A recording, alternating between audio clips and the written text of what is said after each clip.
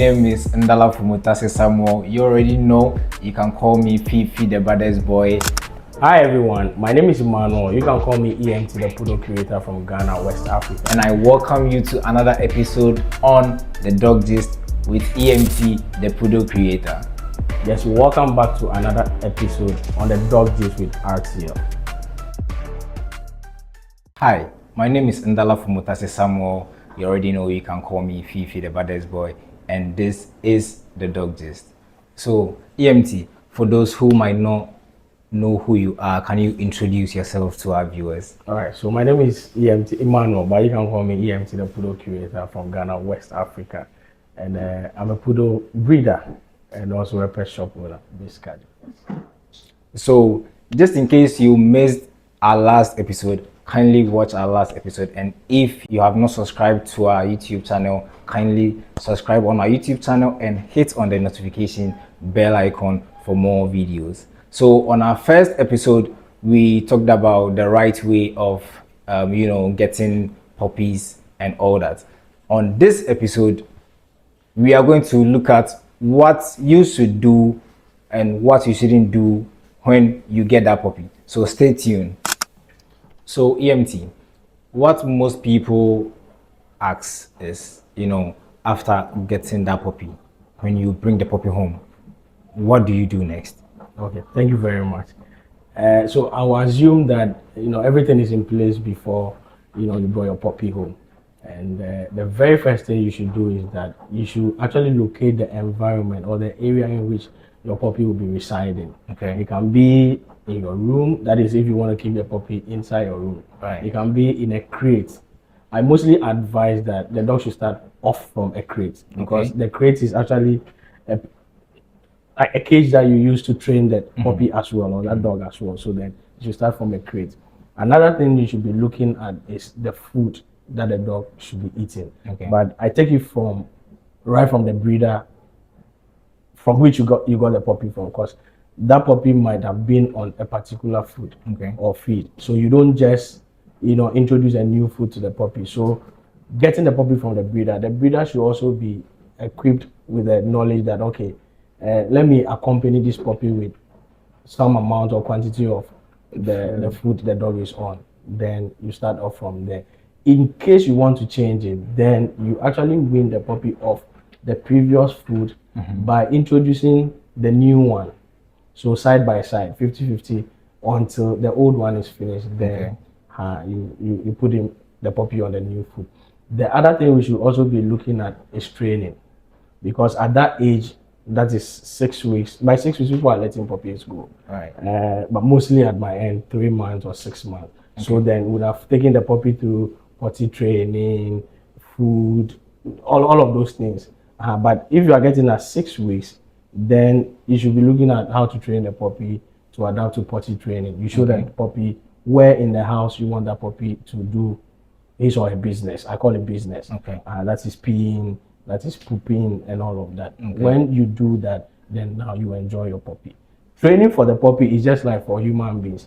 Education never ends. Right. So then for puppies or for dogs to, they learn every day of their life till, they age.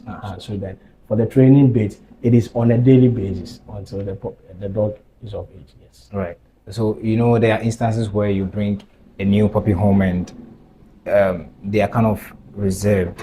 How do you get a puppy to, adapt to the new environment so quickly? Okay, thank you for that one too. So, for breeders play like a vital role in the life of a puppy. Right. Because it is at your kennel that this puppy has been bred. So then we have something called socialization. You should be able to socialize this puppy to the extent that when the puppy moves from your end or your kennel to a different home or place, that puppy should be able to adapt. It shouldn't be a puppy that is timid, because puppies do get timid based on their upbringing. So then by 6 weeks or before 6 weeks, you didn't socialize the puppy. There has to be sound introduction, like voices, like a whole lot.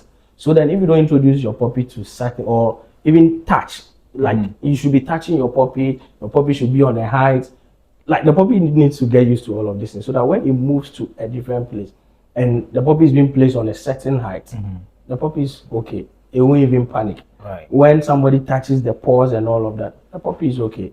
When you move that puppy from like maybe your house to the gate, here's the honk of a car, the puppy is okay. Okay. The breeder should also introduce neck colors to the puppies. Okay. So it's a reason, you know, at a very tender age, people will introduce the color. It has a name. Leash. No, not the leash. We call it puppy bands. Okay. So Okay. Okay. color bands. So you put it around their neck just for them to get used to it. So that if the new owner should put a neck color and a leash, that puppy doesn't drag. Okay. The puppy will be so comfortable. Okay. So then when it starts right from the breeder or from the kennel, in the new home, all those are socialization. In the new home, the puppy is able to socialize with everyone. Okay. So then that timidity doesn't come in. Okay. The puppy moves freely, and as I said, it doesn't get timid. Okay. Yes. And I think from 6 weeks, I mean that's where they start learning, right? Right. So they start learning at a very tender age, right from their mother. That is the kennel or from the breeder's end. So from 2 weeks, their eyes are open. Some of their senses are working. By 3 weeks or 4 weeks, some of them will start actually eating. So it is from the breeder that, or is a breeder who actually have to start training them. Okay. Some of the puppies, so in a litter, you find some of the puppies, some are aggressive, like they have food aggression, some they don't want to eat and all of that. So the breeder actually has to train them, or let me use the word nurture. Okay. The breeder nurtures them from that very age, so 4 weeks. So training for puppies start from 4 weeks. Okay. Yes. But so within this 2 weeks interval, would they be able to adapt everything? No. So training is not like a one-time something. Okay. It's a gradual process. So then if you take a big or a large breed, some of them at 4 weeks, they are showing food aggression. So you, the breeder, should be knowledgeable to tell that, okay, this is how I have to curb this so that that particular puppy doesn't grow up with, because if you don't curb it at that age and you are thinking that by 6 weeks, by 8 weeks, by 12 weeks, the puppy will be able to put a stop to it, or you'll be able to put a stop, it will become very difficult because the dog has been able to live with food aggression for like 6 weeks. So from 6 weeks to like 12 weeks, that is like I think 1.5 months or something. Okay. It will be, you can curb it, but it will take you some time. So the earlier the better. That is, you curb it at the age of 4 weeks. Okay. Before it even gets to 12 weeks. Yes. Okay. So does this come with a cost that is inclusive in the price from the breeder? Okay, so if you talk of cost, you know, every kennel or every breeder and what or the factors he or she looks at to actually price a dog. Okay. Training is part of the cost. Feeding is part of the cost. Kennel care and all of those things comes to play. The breeding itself is also part of the cost. So definitely it has to be part of the cost. The basic training for those ones here, it will be at the cost of the breeder or the kennel, even though it will be factored into the cost of or the price of the puppy. Yes. Okay. So after one has an individual has gotten the puppy, you own a pet shop, right? Yeah. So what are some of the basic things that people should get immediately after they get their puppy? Okay. So for every kennel, there's a breeder who mans the kennel. The breeder should be able to let the new client know that these are the things you should get for a growing puppy. Okay. So then you are, or even before you get to the breeder, so you don't wait till you are picking up your puppy or you have picked up your puppy before you ask of some of these things. Because I know for everybody, the moment you want to get a puppy, you start talking to the breeder or you research a kennel or a breeder. Right. So from that moment, when you are done concluding on the puppy or the set puppy, the next thing you should be looking at or asking the breeder is that, hey, what are the things I have to get in place? It's just like a pregnant woman going, like preparing to go to the hospital to deliver. Right. You actually get your things in place before the set date or the due date. So the same thing you are supposed to do. There are some of them that you wait to get after you've acquired the puppy. So those ones are there. But we are looking at basic things like, people call it crate, a dog cage. Okay. We are looking at grooming sets. Okay. We are looking the food. You can wait till you get the puppy. Right.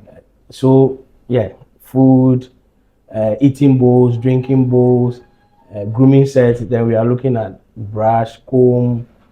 The brushes we have different types, slicker brush, depending on the breed of dog you are getting. So those things, those are the basic things you get. Yes. And most times, due to overexcitement, clients do get puppies.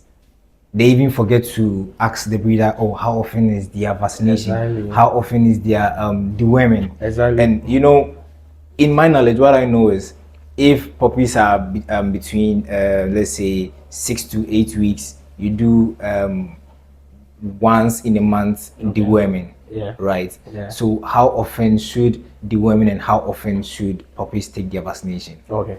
So I'll start from here. Ideally, All right. every breeder or every kennel who breeds puppies to like sell out, ideally the puppies are supposed to leave your kennel at the age of 12 weeks. Ideally, between 10 and 12 weeks. So what about those selling puppies at 6 Okay. weeks? So I personally call them puppy millers because they have no idea about what they are doing. But I know some breeders too who do it in the name of, oh, my client is pressuring me to release the puppy. Right. But if you have a program and you have a policy at your kennel, you don't release a puppy at the age of 6 weeks. Right. Because ideally you are supposed to do 2 vaccinations before the puppy leaves.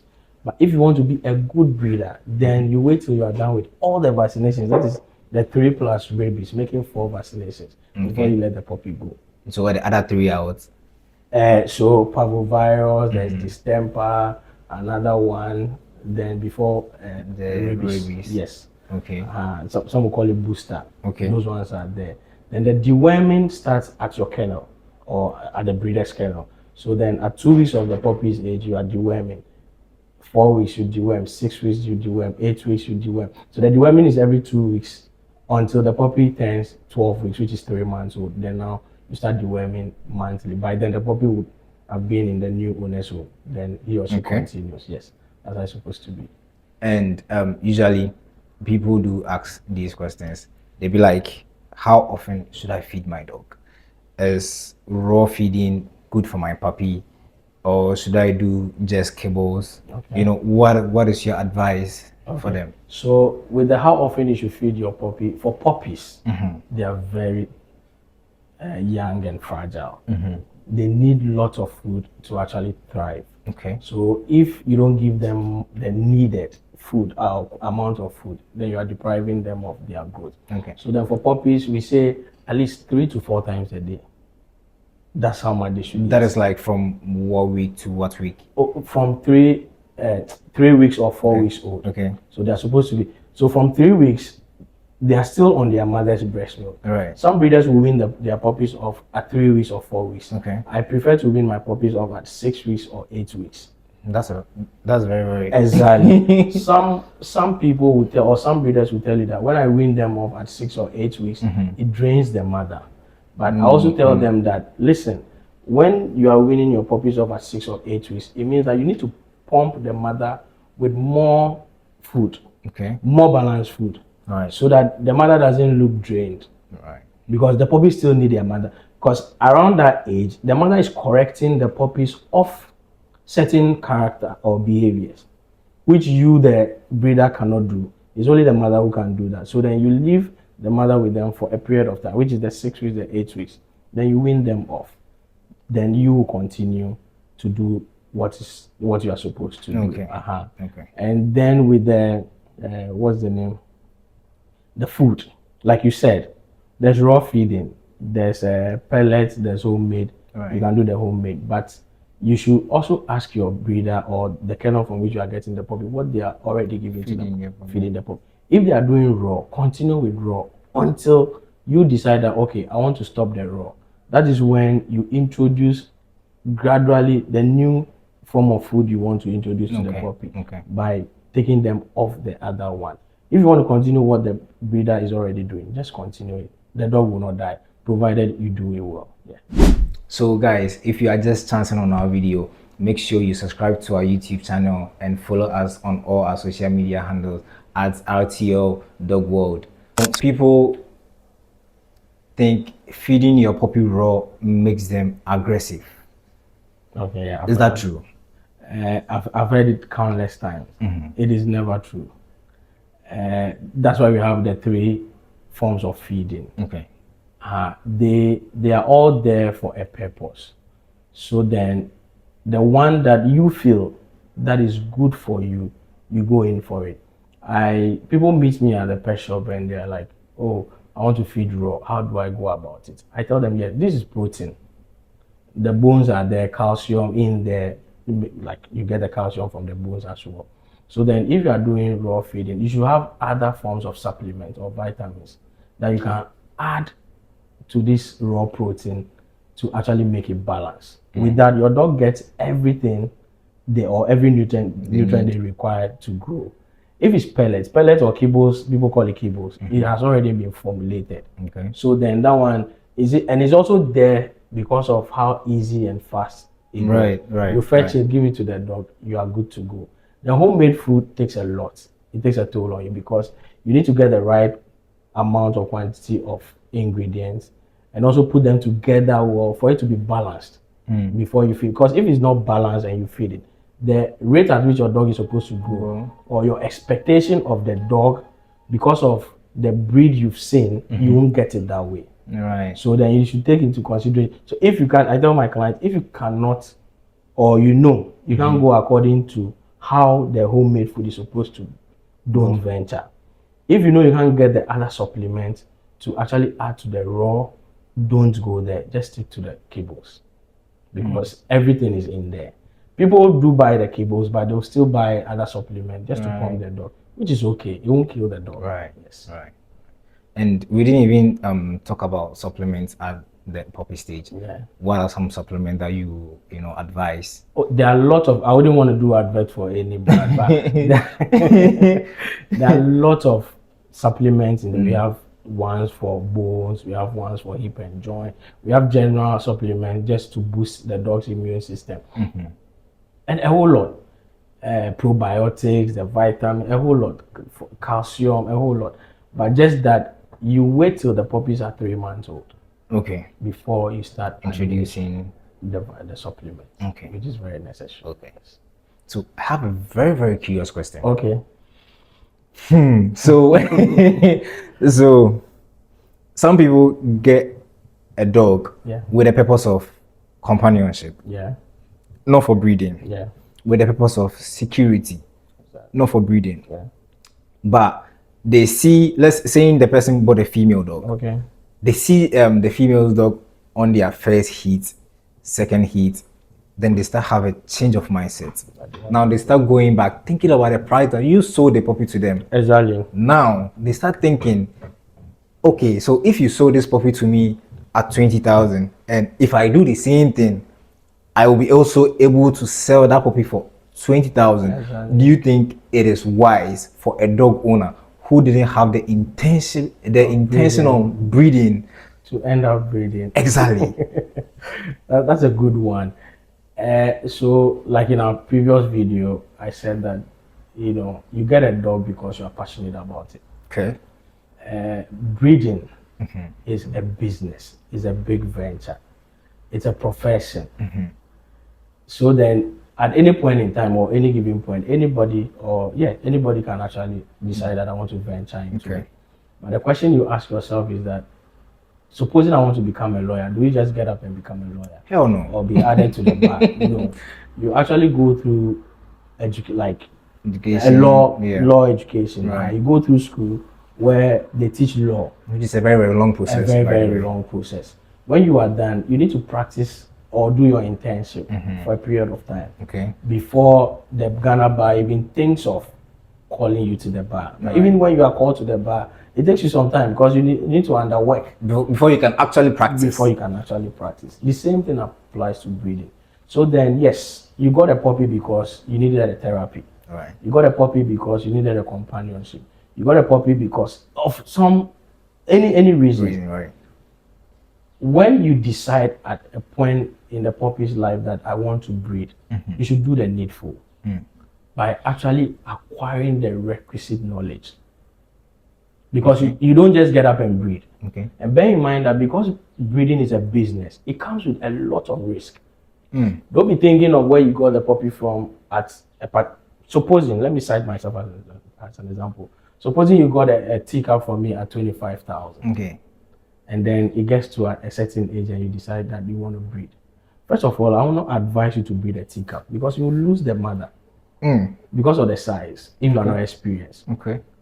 If you are fortunate to have puppies from that teacup female, if you are not fortunate again, you will lose all the puppies because they are very small and they are fragile. By 2 weeks, you will lose the puppies. Which I don't think they are ready for all that. They are not ready for that. Right. So then I have colleagues who have actually gone out of the business because they got broken hearts the very first time. Because you've invested lots of money, and at the end of the day, your first breeding season, you lost all your puppies. I know how that feels. If you are not careful, you lose the mother as well. herself. You'll be very broken-hearted.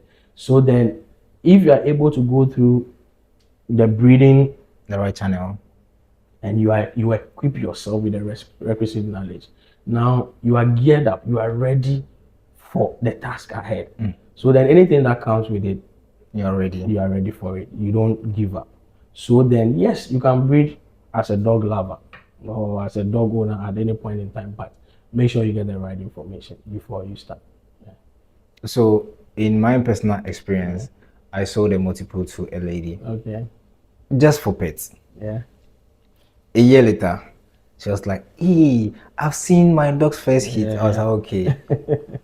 She was like, "I wanted to mate the dog." I'm like, "No, first hit, I won't really advise. But if you really want to, you do the second hit." So she did the second hit. Now, here's the case. The dog got pregnant. Yeah. The dog has given birth. Yeah. Where the dog gave birth is not a good place. So now you have to move the puppies to a good place and the mother. And just so you know, dogs are just, female dogs are just like human females. Yeah. They also have hormones, just like when they are menstruating and all that. Now, the real issue was moving the dog from where she gave birth to the new place. So this brings me to where you said, if you are not, equipped, or if you don't have the experience, because she nearly got bit by her own dog. Definitely. Because so elsewhere, I'm sure very soon Ghana will get there, or Africa as well will get there. Elsewhere in the Western world, when you are buying a puppy from a reputable or a recognized kennel or breeder, there's a whole lot of forms you go through. Exactly. So then you are being asked whether you are getting the puppy for breeding or for whichever purpose. When it is for a pet purpose, because of the age they will be letting the puppy go, they spay or they neuter the puppy for you. So maybe someone might ask, what's the meaning of okay, spaying and neutering is just removing the reproductive system of the said dog, whether a male or a female. Okay. That is it. Okay. So in the Western world, they will do it for you. If you are keeping it for breeding, then the price is different. Okay. You understand? And with that, it is the breeder who tells the particular male or female that he or she is selling as a breeding dog to you, because they bred it. They will actually identify that, this is a good mother. This will become a good start. Okay. So they're able to tell you and sell to you at a particular price, which is far, far higher than selling a pet dog to you. Yes. And one thing pet owners also realize is that it's not just about mating two dogs, male and female, and then coming out with puppies. Like I said, it's a business. So there's a marketing side to it. I have people who, at the end of the day, they have puppies and EMT, I'm unable to sell my puppies. They are growing with me. What do I do?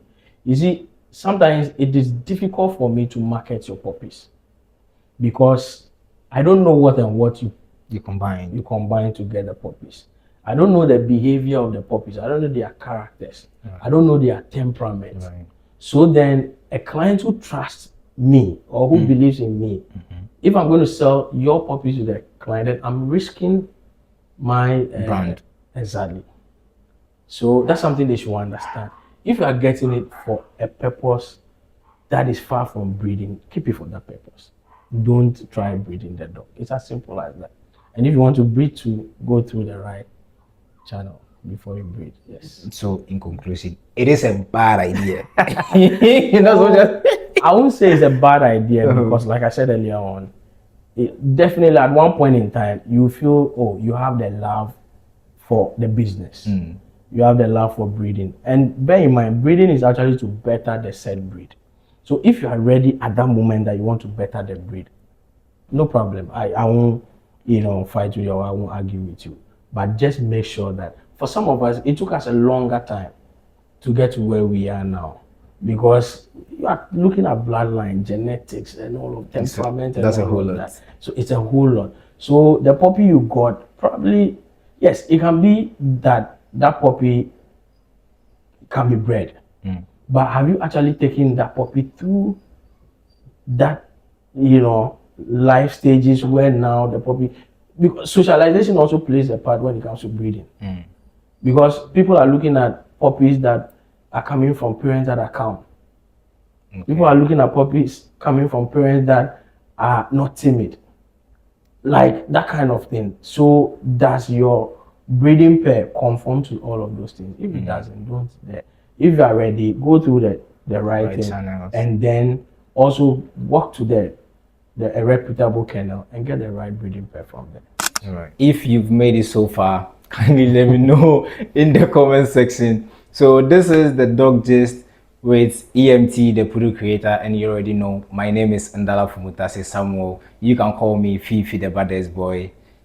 Make sure to follow us on all our social media platforms at RTL Dog World, and make sure you check EMT out on. So it's actually the Kennel Pet Shop and then the Poodle House GH on all socials. Right.